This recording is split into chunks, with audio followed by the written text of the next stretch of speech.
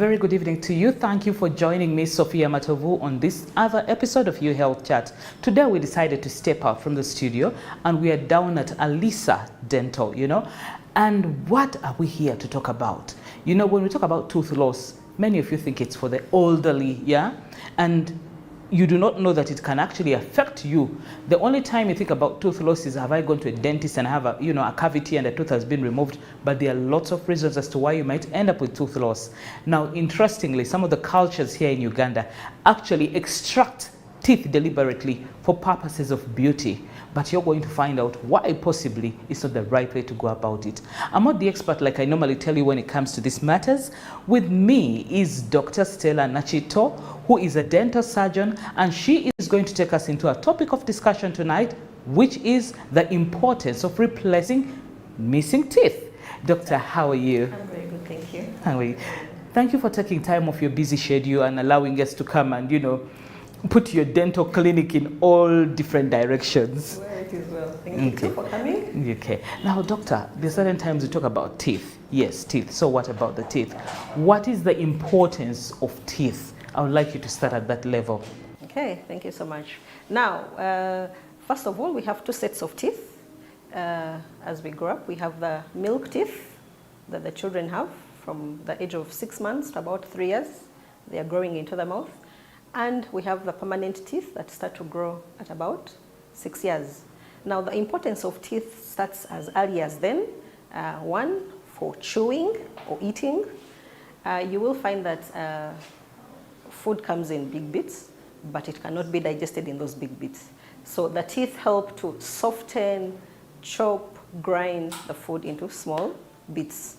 And of course, together with the tongue, they join it with saliva, and then digestion starts there.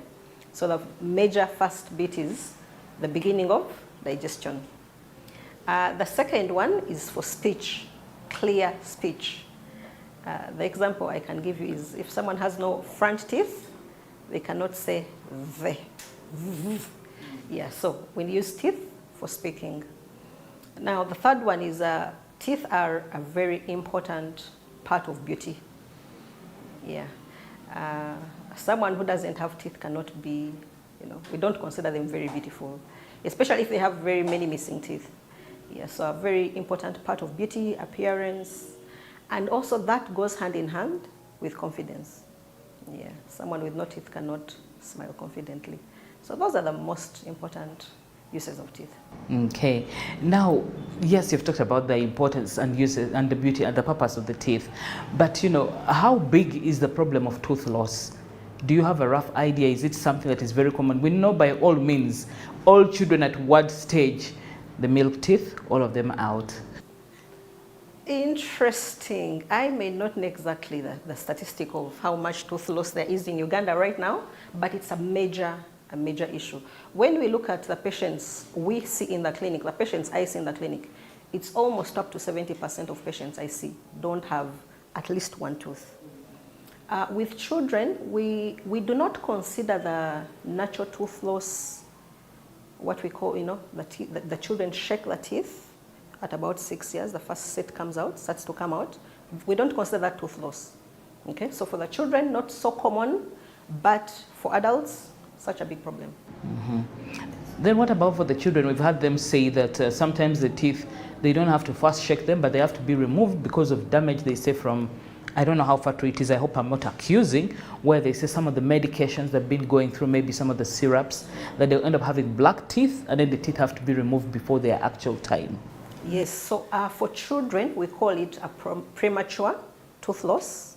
And it's not just the medication, the syrups, there are so many other reasons why a child may need to remove a tooth. Yeah. Mm-hmm. Interesting. Now, doctor, let's get to the bit of you've talked about the importance of the teeth. Now, for the patients that walk into your clinic, what is the cause of the tooth loss or the teeth? Teeth loss, mm-hmm. or the tooth loss. Mm-hmm. Interesting. On a daily, it is interesting that on a daily we actually see very many causes of tooth loss. The commonest in Uganda is tooth decay, or what we call dental caries. That is the very commonest. So someone has a tooth, getting a little hole on it, the hole grows bigger and bigger. Sometimes that tooth will end up breaking. It will cause toothache, and then they will come here and we'll remove it. Yeah, that is when there is nothing else we can do. So tooth decay or dental caries is the commonest cause of tooth loss. The second commonest is gum disease. Gum disease is also you'll find that almost 90% of people have some level of gum disease. But in the extreme case of the disease, the teeth loosen. They actually just really shake. You can actually move them with your finger or with your tongue, and then we end up removing them. Sometimes patients have reported that they were maybe drinking or eating soft food and the tooth just fell out. Yeah. The third cause of tooth loss is trauma. This is very common from about the age of 6, 7 years all the way upward. Trauma could be because of falls, very common in children. It could be because of accidents. In Uganda, we have a lot of border accidents, and both passengers and riders both experience tooth loss because of the accidents they get into. We also have violence. If someone punched you with some good energy, yeah, a tooth could fall out. But also we have a very interesting, not so common cause of tooth loss. You find that people who play contact sports, things like rugby, yeah, they actually do experience, so quite a number of them do experience tooth loss. So those are the commonest causes of tooth loss. Wow. So then it brings me to the question of the importance, because when you talk about it, I've lost the tooth. I mean, after all, it's not going to grow. I'm an adult. Can't I remain just the way I am? And then maybe if it's the front teeth, then I smile sparingly, knowing that I have missing teeth. Well, that's an interesting question. So we go back to the two sets of teeth. In children, we have 20 teeth in the milk set. We have 20 teeth, and in the adults, now we consider adult teeth from the age of 6 years, averagely 6 years when the adult teeth start to grow in. So it's not just for other adults, but adult teeth from about age 6. Now, all these teeth have a function. So for what we call the adult teeth, the 32 teeth, you have the incisors for biting, you have the canines for piercing into the food like the meats, and then you have the premolars and molars for grinding. Now, these teeth the number of teeth are for a reason. And the best example I can give you, if you have one arm, average, okay, everyone has 2 arms. Now, if you have one arm, there's loss of function in the other arm. So you cannot perfectly function with one hand. But well, to bring it closer to the teeth, if someone lost one tooth, let's say at the front, or lost one tooth at the back, they may say this is something very small, especially if it's at the back and it's not visible. But the effects of tooth loss affect not only the mouth, but general health. Yes. So the first thing you will notice is that the neighboring teeth to that one that is lost will start to move. They drift. Yes. So the teeth in the same jaw, let's say if the tooth is here, they will kind of close in. They will move in to close in. The teeth that are at opposite, if it's a lower teeth that is moving, will drop down. The upper teeth will drop down. The reason the mouth kind of tries to close gaps, because the gaps are not nice. So there's that drift of teeth. The whole mouth actually moves to try and close in just this one gap. Now, as they move, they are not moving en masse, but they move in a way that they create spaces in between themselves. And what does that do? The first thing you will notice is that you're keeping more food in your teeth, okay? Especially meats, fibrous food, maybe maize, but mostly meats. Any other food also, grains. You'll find that someone says, these days after I remove my tooth, I have more chunks of food in between my teeth, okay? Now, that is visible food. So the quickest thing is someone will say, let me get a toothpick or something else and remove the food. But there's food that you can't see. It is in small bits, it's soft. but it is actually going into the spaces. So the first, after the drifting, what you will notice is bad breath, because you're retaining more food, okay? Now, with food being retained for longer periods of time, months, weeks, months, years, then you start to develop cavities, more tooth cavities, more gum disease, okay? And definitely, it will lead to more tooth loss, okay? If not taken care of early. One of our importance of teeth is appearance, you know. What we may not easily see is that the teeth actually give the cheeks and the lips that build that they have, you know. The teeth are supporting the lips and the cheeks. So any tooth that is removed, in that space, the cheek or lips are no longer supported. So there's the effect of the loss of beauty. The quickest example I can say, if you have seen many old women, elderly women, you kind of notice that their cheeks are sunken. It is because the teeth are no longer there. Some have removed their teeth, so they're no longer there, and then they have that loss of beauty, okay? One of the other things that we experience is the receding of the gum. You know, the gum is always at a particular level. Okay? In the jaw, in your mouth, it's at a particular level. But when you start to remove teeth, the gum will recede. And the reason why the gum recedes is because the bone shrinks. Yes. Whenever you remove a tooth, the bone is no longer supported. It stops to rebuild itself. It shrinks. And that goes along with your gum. And when the gum starts to recede, you're going to get more gum disease and other effects. Now, one of the greatest side effects that we all probably underlook is the effect on the general health. Remember we said digestion starts in the mouth by the teeth grinding the food, softening it, breaking it into small bits. Now, whenever you have less teeth, that process cannot happen effectively, 100% the way it's supposed to happen. So you have food taken in lesser digested ways, okay? Yeah, so the effect to the general health because of proper indigestion. Yeah. Wow, that sounds quite... Then you did talk about the bone structure.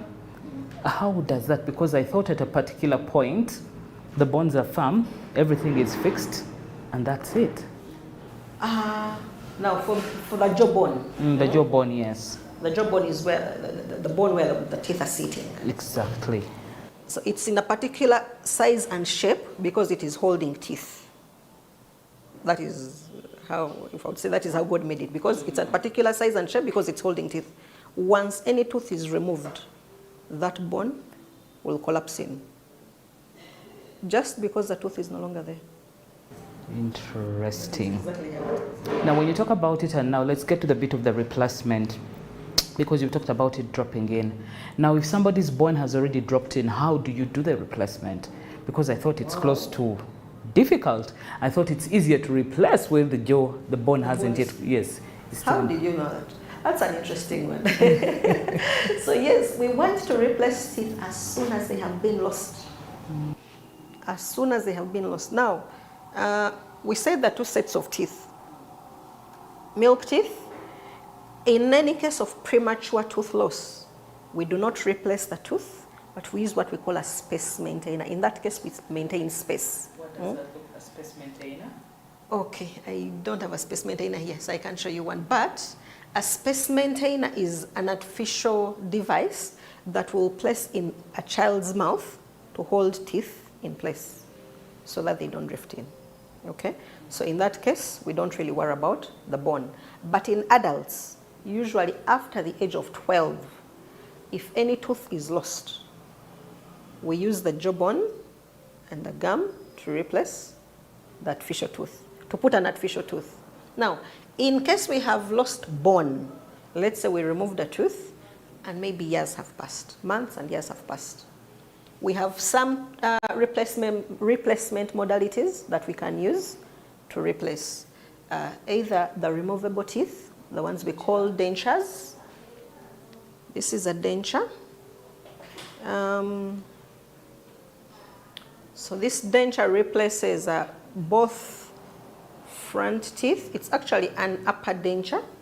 It replaces both front teeth and some back teeth. Okay, so this can sit even on a jaw that is receded, but not when you have a full mouth of receded jawbone. For example, if someone has no single tooth and they have a severely receded bone, it's like a knife. We call it a knife edge. It's like a knife. It's as sharp as a knife. Then we don't put in the dentures. But then there are other teeth modalities which we call dental implants. So in this model, that little bit you see silver is called an implant, a dental implant. It basically replaces the root of a tooth, onto which we then put the replacement of what we call the tooth you see in the mouth, the crown, the white part that you see in the mouth. So that can go in even in receded bone, because we are able to grow bone back. You drill? How do you get it there? Because I'm trying, first bring that bit again, because I'm looking at this. This looks like a screw, yeah? Yes, it's actually a screw. That is the right name for it. So I'm imagining if, okay, after years, so how do you get it there? You grow bone, you're saying? So, in two ways. One, depending on how much bone is left. For us, we measure bone in millimeters, depending on how much bone thickness there is. If it is not very thin, we are able to put it to screw into the remaining bit. You may find that the screw may slightly be exposed, so we'll add artificial bone on the outer side and grow bone again. But in cases where the bone is very, very thin, there is a way we will go in and split that bone halfway. Expand it, place the implant in, and then grow bone around it. Yeah, so all hope is not lost when, it's been years of tooth loss. You can still replace. So I'm still thinking about it. Now let's first get back to the children that you talked about, where you put the spacer. So after how long do you let the tooth grow naturally in case it has been removed due to an infection or something? Or do you leave them still with that spacer until when eventually at one point the tooth will grow by itself? Okay, so the spacers work for children usually below the age of 11, from as early as 6 years to the age of about 11, okay? Spacers are mostly used for back teeth, okay? For the back teeth of children, not for the front teeth, okay? Usually you find that children will, for premature tooth loss, they will lose teeth at about age 4, averagely age 4. And it's almost time for the permanent teeth to come in. So for the front teeth, we don't normally use spacers. But for the back teeth, which tend to grow in between ages of 9 and 14, ages of 9 and 14, averagely 10 to 14. If there is premature tooth loss because of maybe a cavity or maybe an abscess, there was decay pus formed, which is a very common thing for children, we put a spacer in until the time of eruption of the next set of tooth, okay?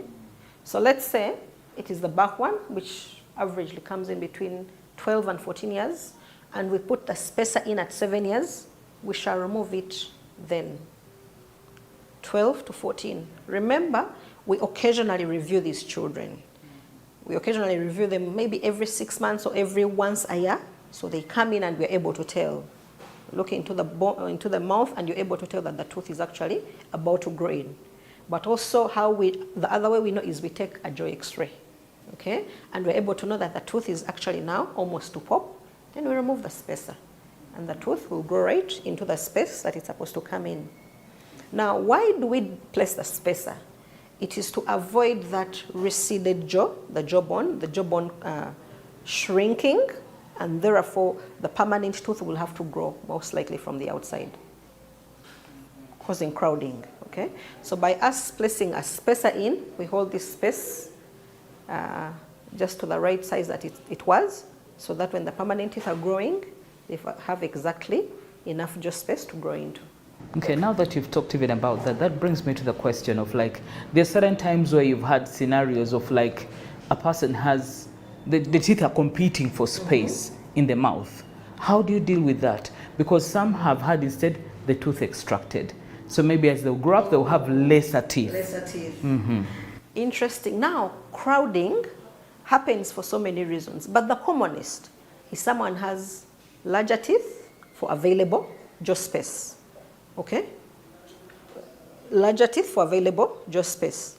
It could be because their jaw receded because of early tooth loss. That is the commonest cause of tooth crowding. Teeth coming out before their right time of removal.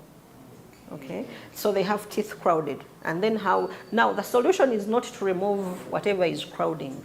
You know, whatever is maybe on the side. No.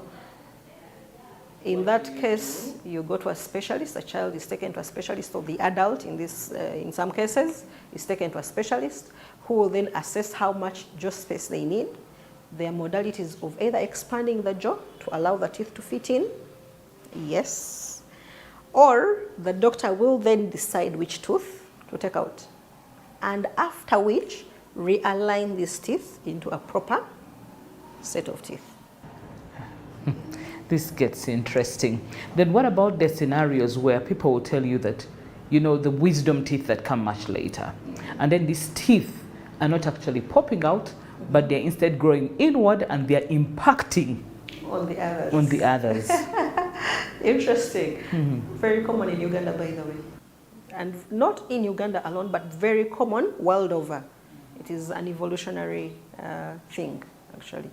The wisdom teeth are known to participate to only 10% of the chewing ability that we have.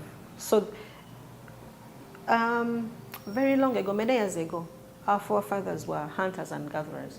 So they used to eat a lot of hard food. So they used all their teeth, their molars, including the wisdom teeth. Nowadays, we eat soft food. Okay? It's cooked food. It is very soft. So evolution is kind of phasing those teeth out. That is why the jaws no longer grow as elaborately as they used to grow. So those wisdom teeth can actually grow in an impacted way. Okay? They're not standing upright, but probably slipping in. In that case, we actually just take the wisdom teeth out and we do not replace them. We never replace wisdom teeth. Okay. Yes. Even if, let's say, a person had their teeth nicely placed and their wisdom teeth are nicely standing, when we remove one wisdom tooth, we will not replace it. But guess what? We shall remove the opposing wisdom tooth also. The opposite one or the other side? Exactly. It is principle. And why? It is because wisdom teeth are never replaced. Okay? And because of that, if you leave the opposing wisdom tooth in, it will drop down to look for where to bite. Tooth movement. Movements that are following tooth loss. And then the other effects that I told you about will come in. So because of that, when you remove one wisdom tooth, remove the opposing one. Yeah. Now tell me about I'm seeing some of the replacements you have. I've seen some who even go ahead to have those beautifully coated teeth.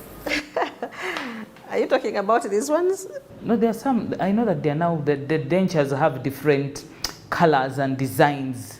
But there are some teeth I have seen some people have like a golden tooth, silver, whether it's a tooth replacement, whether it's an actual tooth that you give the color. You might want to tell us about that. Okay.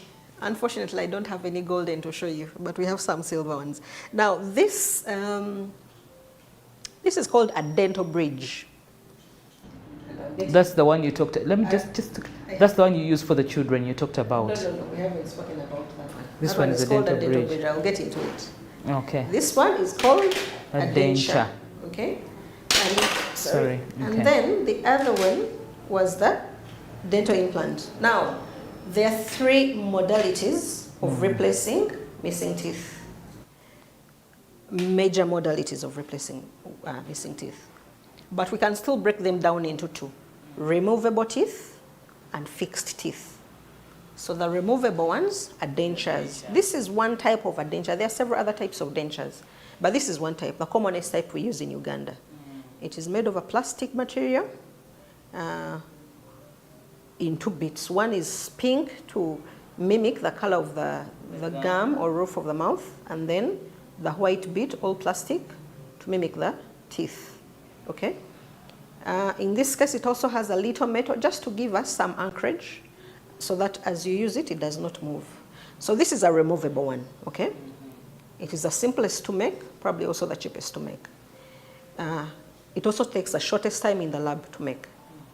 Okay, so all these mostly are made in the lab. Okay, we go and fabricate them. So this one is wearable. We will teach a person how to wear it. And before bed, they have to remove it. Okay, so this is very, very easy to use at the front, but not at the back. The back, because they have to chew, they're not very comfortable. But for the front, easier to use. Okay, one of the main disadvantages of this one is the removal. You know, I'm wearing my teeth. You know, before you know it, you have to remove them and go to bed. Imagine if you're visiting. For the younger girls, if you're visiting your boyfriend for the first time, are you able to remove them? Probably not. So, yeah. You can even forget. Yeah, you can even forget. But the biggest challenge is having to remove them, especially in places where you're not comfortable. But we want you to remove them. Just like you wear shoes, they have to be removed. The same thing as the dentures. And how do you keep them when you remove them safely? How they are kept safely is in water. Normal room temperature water in a container that can close. Okay? So what we tell them is remove them, clean them with your toothbrush and maybe soap. You don't have to use toothpaste. Toothbrush and soap, and then place them in a cup of water. Okay? Room temperature water. Yes. Not hot, not cold. It should always be in a container that can close. So you don't want children to be playing around and they find this container and then throw it away or pour it away. Or your person who is helping you at home is then pouring away water and then it goes with your dentures. So it's in a container that can close. And we advise that let the people who are around you know that these are your very precious teeth.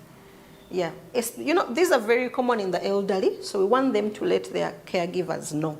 Otherwise, they end up losing them. The people throw them away in water, yeah, because they don't know. Yeah, so that is how you maintain them clean, by brushing them with a toothbrush and soap or toothpaste, and then storing them in room temperature water. We don't want hot water because it's plastic. Otherwise, it will crumble. Yeah, and then it's plastic, so don't drop it. Hold with care, clean it, store it in water. Yes. Then the second modality, the fixed. So this was removable. And then the second one are the fixed ones, the dental bridge and the dental implant. Now with the dental bridge, I'll compare it to the Nile Ginger Bridge. It is a bridge. It is actually a bridge. So a bridge is something in the middle being held on both ends. Okay, so this is what it is. This person was missing 2 teeth, okay? The 2 teeth in the middle. So we used one tooth on one end and another tooth on the other end to hold their new teeth. How do we do this? So we go into the mouth and look at the 2 neighboring teeth. If they're in good condition, they do not have gum disease. We trim them. We basically drill off all the enamel. Yes. Of the normal ones that are there. Of the normal ones that are there, the neighboring ones to the gap. Even if it was just 1 missing one, 2 missing ones, we can go to as many as 3 missing ones. Sometimes 4 missing ones. So we go to the neighboring ones. So depending on how many are missing here is how we decide how many normal ones do we then extend to. So it's not always one on the other end. It could be more, depending on how many we need to put here in the middle, how many artificial ones, okay? So we go to those and then trim off almost all enamel. It's about 1 millimeter to 2 millimeters of natural tooth on all angles of the tooth. So the biting surface, the side of the cheek, the side of the tongue, and then the 2 sides next to the other teeth, okay? So we basically grind off tooth on those other teeth, on the neighboring ones. Take a measurement of that. And in the lab, we make out 1 unit. The middle ones are the replacements, and on the other end, we have the attachments.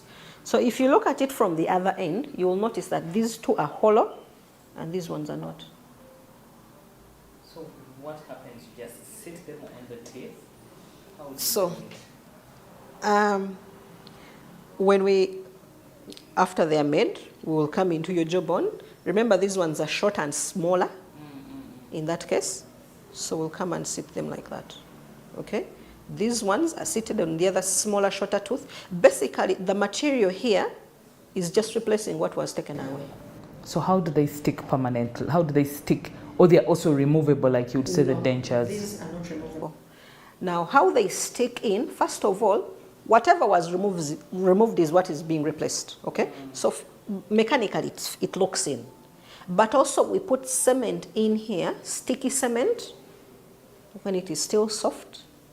Place them, wait for it to harden in about 2 minutes, 2 to 3 minutes, and then it sticks for forever.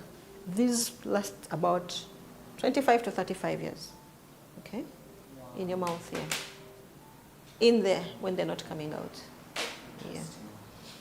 Then the third modality are the dental implants. Now, just to take you back a little bit, the denture, the removable one, we use your jawbone Measurement. and then basically the jaw, the gum, and on the upper side, the roof of the mouth to retain the artificial teeth, okay? For the bridge, this is very elaborate. It's really, really large, okay? For that bridge, for the dental bridge, we use the neighboring teeth to hold the new teeth. This one, we just used your jawbone, basically the gum. We are not we are not touching any teeth, we are not touching any bone, okay? Just the gum. Now for the dental implants, we actually use the bone itself, the bone where the root was. When you look at this model, you're able to see the roots in there. So this is like your transparent jawbone, okay? The roots are in there, very deep in there. Now, when a tooth is removed and that bone remains, it is what we use to hold an implant. So we go in with a little drill, create a little hole, and then screw in the silver part that you see, okay? And let it heal, basically become part of the body.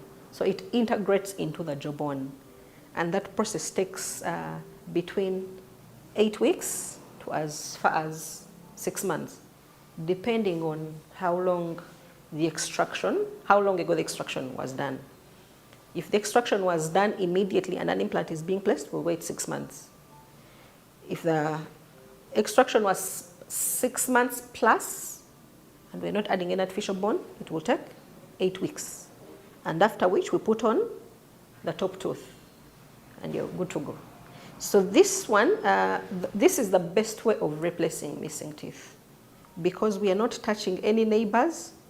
For them, they have not done anything wrong, you know. And so why are you touching them? So in this case, we are using the jawbone. It is also very comfortable. You don't have to, at night, remove them. With this one, these two, almost no one can ever tell that you have any artificial teeth. Even this one, yes, except those you're going to tell or those who are going to see you removing it. All of them are able to achieve a very aesthetic, a very beautiful outcome of teeth. Now, in terms of, because the other one is actual metal, what are the chances? So how often should somebody come for review when they have had that permanent one done? Because I'm imagining that now the material vis-a-vis the bone. The bone. Now, interesting, for all of them, it is the normal reviews once every 6 months. It is that interesting. They are as good as your natural teeth, okay? Not as good as, but yes, they are close. But with the dental implant, we use a metal called titanium that is completely inert. Inert meaning it does not react to anything known. It does not react to oxygen, to water, to food, to bone, to blood, to nothing. Okay? So it is the same material that they use for hip replacement and knee replacement, and most of those other bone replacements, I mean metal replacements in the body. It is the same material. It does not react to known things. not water, not oxygen, not blood, not nothing. So when we place it in here, it does not give any reaction at all. And do you know what happens? Interestingly, the bone grows into it. So it becomes part of the body. After about 8 weeks, you're no longer able to separate it from the bone. Yeah.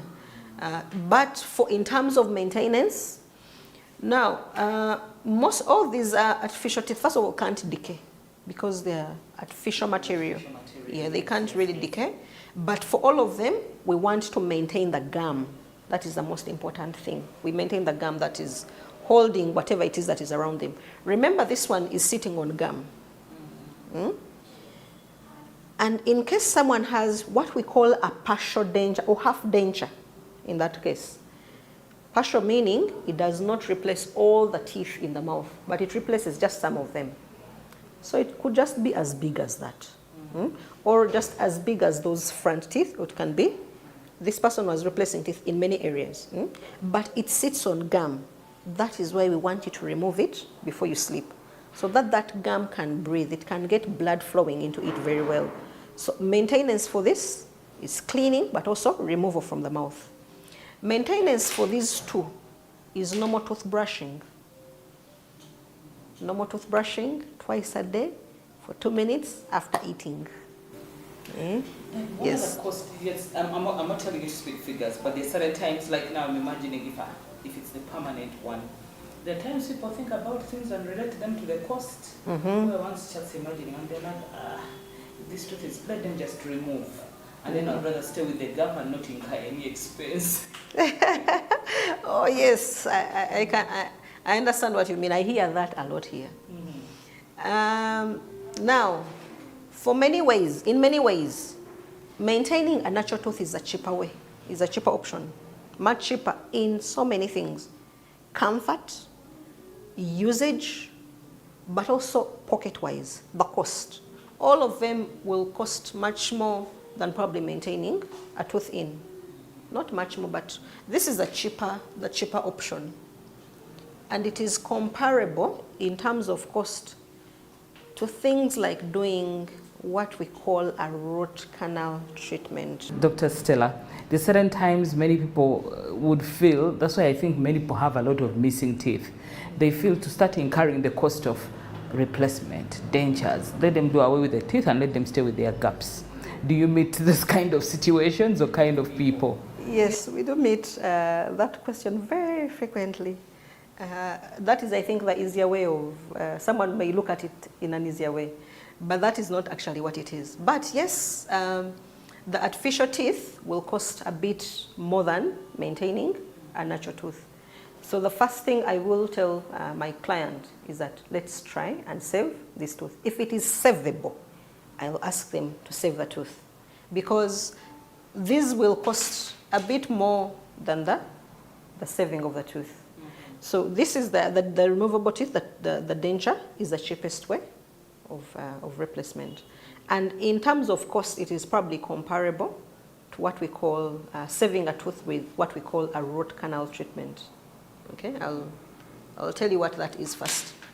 So in our teeth, inside the roots, in this picture it is shown, in this model it's shown as red, that red area.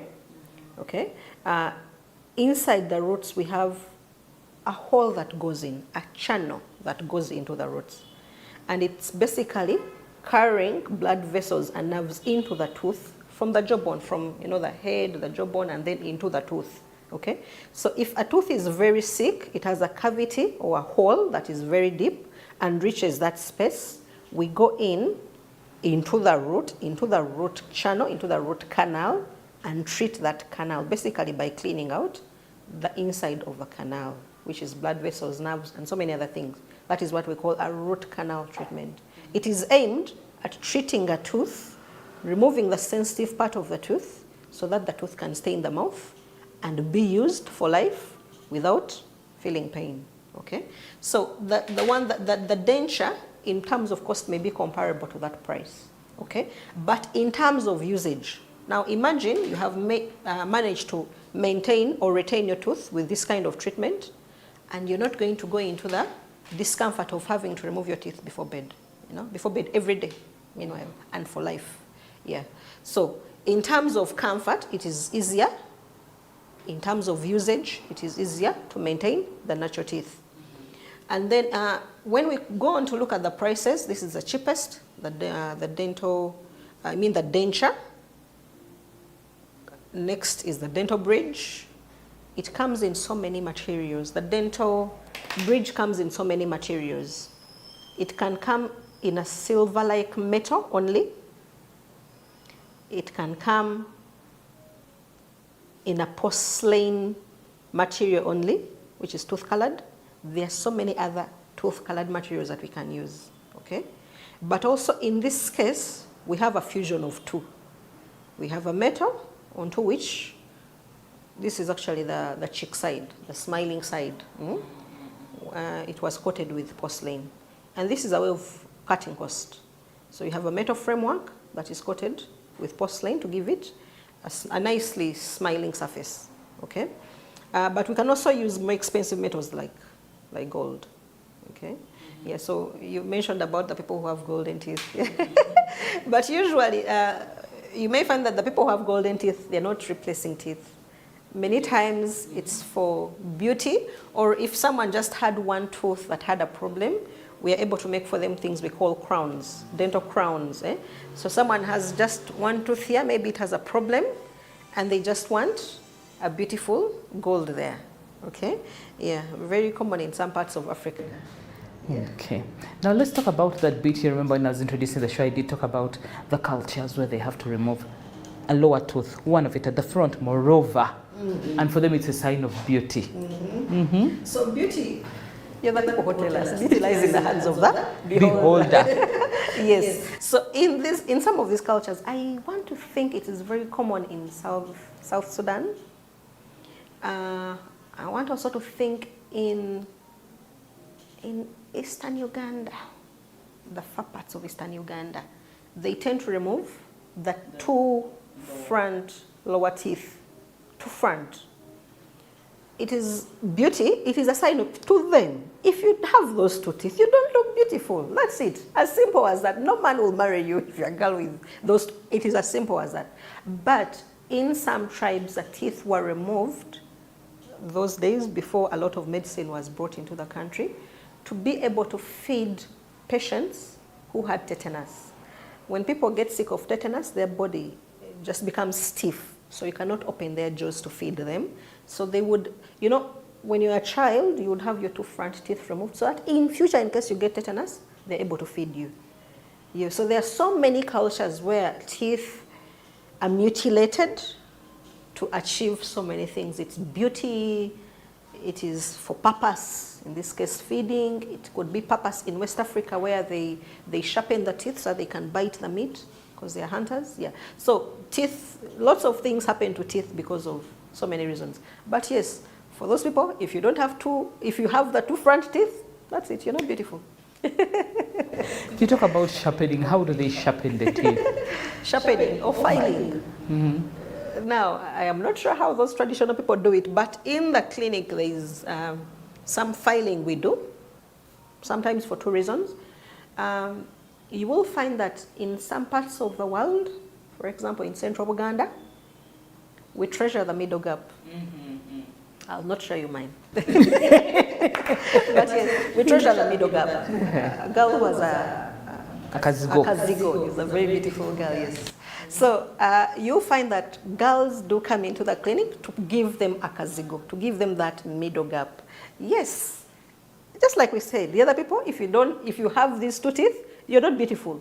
To these girls, if you don't have this, you're not beautiful. So they come in to ask for a gap. So that some modalities we used to give them a gap, but one of them could be filing, things we use. And you can file a little gap into their teeth. But sometimes, remember where we said we had crowding, the children or adults who could have crowding? Sometimes the teeth are crowded, but the space need is very small. That doesn't warrant us to remove some teeth. So we are able to file some and reduce them in size, and then align the others in. Wow, that's very interesting. So they are little devices that we use for that. Now, when it comes to the elderly, because surely you say like at times, of course, as they have lost most of the teeth, the older people, then the gum becomes so hard that they actually use the gum to chew. Is there a way in which they can have, besides the dentures, because the dentures might make them, of course, look nice, and I don't know if you can also do dentures for the entire jaw lines, upper and lower. How would you best advise for them to be able to have their teeth replaced? Now, let's say they have a lot of missing teeth. Either no teeth at all, completely no tooth at all, or they just have a few teeth in. There are two modalities that we can use, 2 or 3. We can use the denture, and they're what we call full dentures, both upper and lower, okay?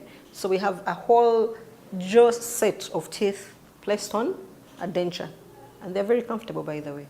They're able to wear them up and down, go on with their day, eat, sing, everything.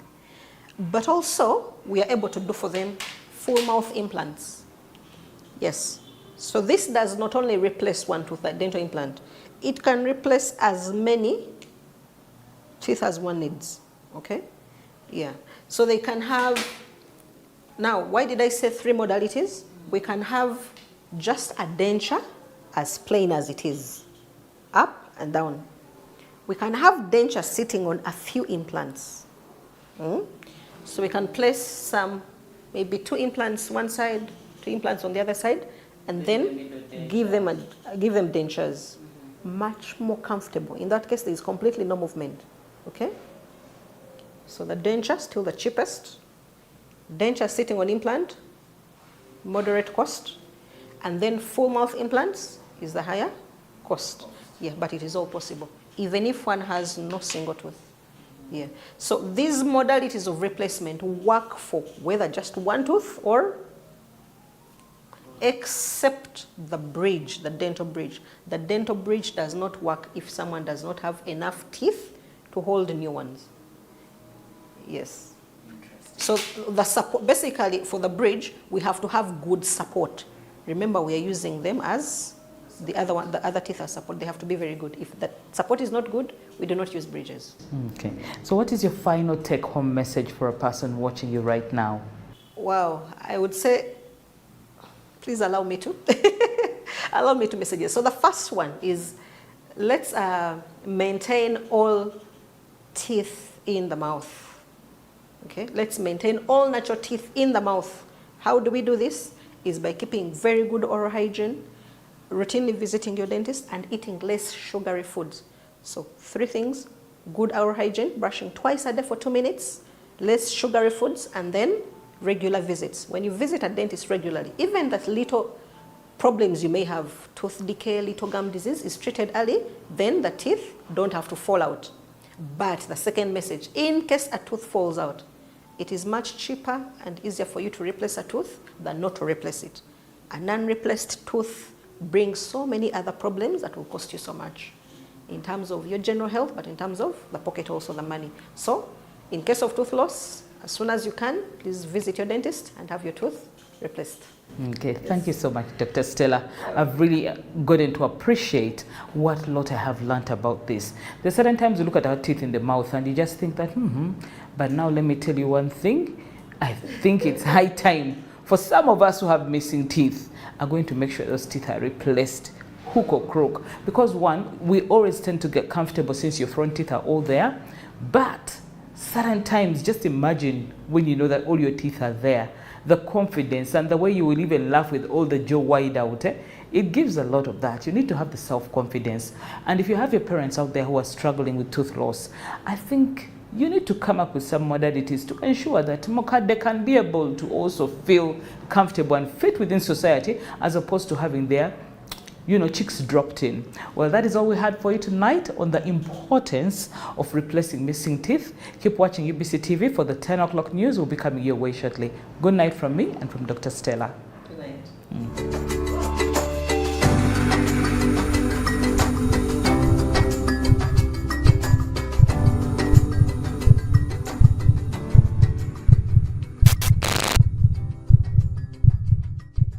Uganda Parliamentary Circle will hold its 19th annual general meeting and training workshop on Friday 10th November 2023, starting at 9 a.m.